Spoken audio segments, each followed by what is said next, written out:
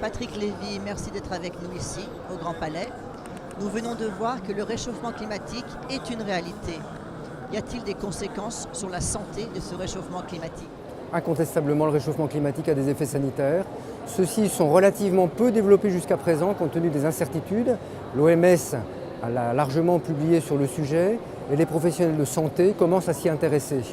On sait très bien évaluer aujourd'hui les impacts sanitaires des canicules qui laissent apparaître un certain nombre de décès liés aux grands épisodes caniculaires qui vont très vraisemblablement, compte tenu des scénarios, se développer dans le futur. Donc ça, on sait très bien l'estimer. En revanche, les impacts indirects sur la santé sont plus complexes à évaluer, en particulier sur les maladies infectieuses, sur les maladies parasitaires, où là, compte tenu à la fois des effets du réchauffement et de la répartition spatio-temporelle des vecteurs, qui sera contrebalancée par des impacts socio-économiques favorables et négatifs, l'évaluation est beaucoup plus complexe. On peut citer par exemple le cas du paludisme, qui est une maladie en forte décrudescence aujourd'hui, compte tenu de l'amélioration des conditions d'hygiène, notamment en Afrique.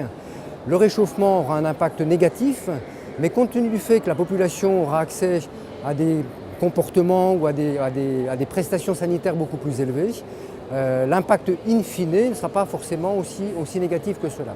Cela étant dit, avec des estimations d'augmentation de température de l'ordre de 1 à 3 degrés, le nombre de cas de paludisme sera très significativement élevé du fait d'une répartition des anophèles qui sera largement plus étendue dans le compartiment intertropical. Alors, il y a des conséquences sur la santé. L'OMS parle de conséquences dramatiques, vous venez de le dire. Mais avons-nous des solutions pour parer à ces conséquences dramatiques?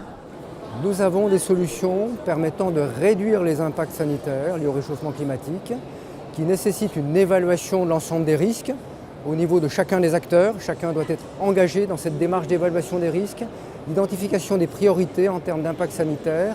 Et en regard de cela, il y aura effectivement des solutions qui permettront d'atténuer les impacts sanitaires.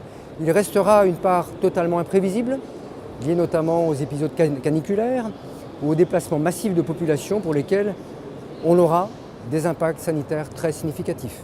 Certains évoquent le fait que la fonte des glaces pourrait libérer des bactéries, des virus inconnus. Donc nous sommes face à une grande incertitude. Alors, on sait prédire le développement de l'étendue d'un certain nombre de vecteurs et de pathologies connues aujourd'hui. Il existe en effet une incertitude majeure par rapport à de nouvelles pathologies qui pourraient naître du réchauffement climatique.